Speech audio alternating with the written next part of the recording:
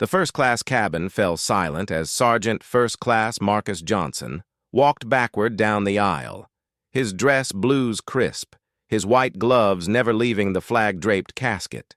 He moved with the precision of a metronome, every step a prayer, every glance a promise. The airline supervisor stood blocking the cockpit door, arms crossed. "I'm sorry, Sergeant, but regulations state..." Marcus didn't break rhythm.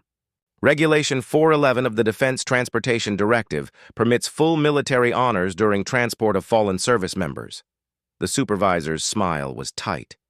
"Not on my aircraft. That thing needs to go in cargo." That's when Marcus stopped, and the man learned why you never come between a soldier and his brother. The flight from Kabul had been long, but Marcus hadn't slept.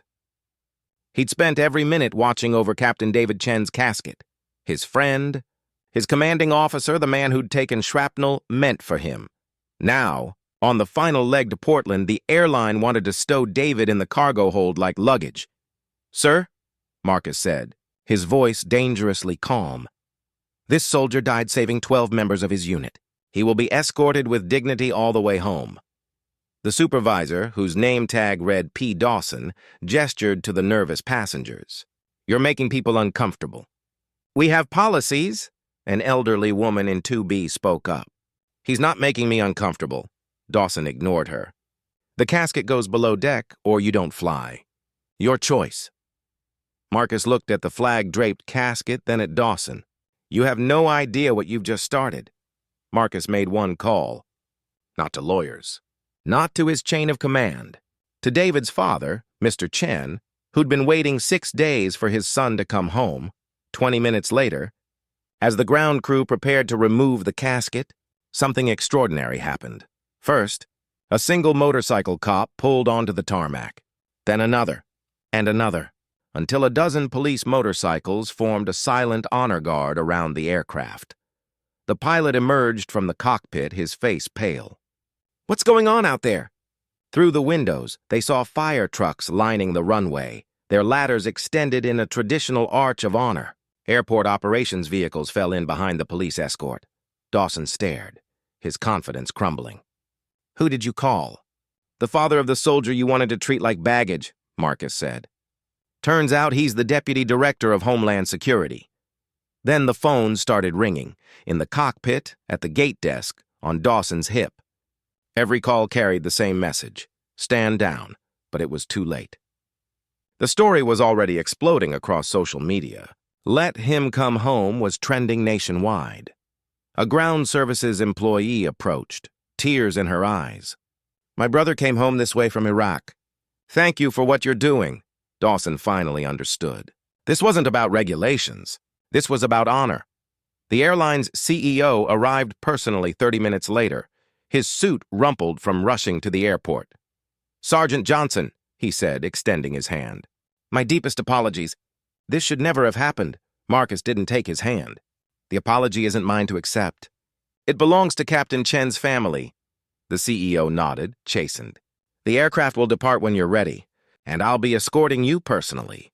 What happened next became legend among airline employees. Every passenger voluntarily deplaned and reboarded in silence as Marcus performed the full military transfer ceremony. The ground crew stood at attention. The flight crew saluted. As Marcus finally took his seat beside the casket, Dawson approached, his voice barely a whisper. I didn't know." "That's the problem," Marcus said softly. "You didn't need to know.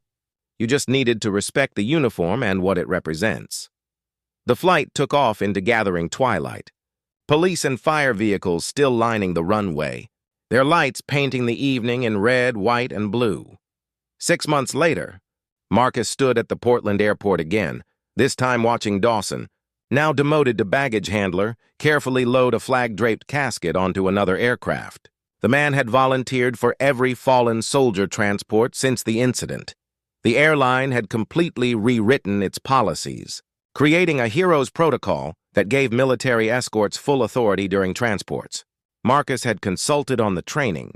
David Chen's father approached, his eyes still holding grief but also pride.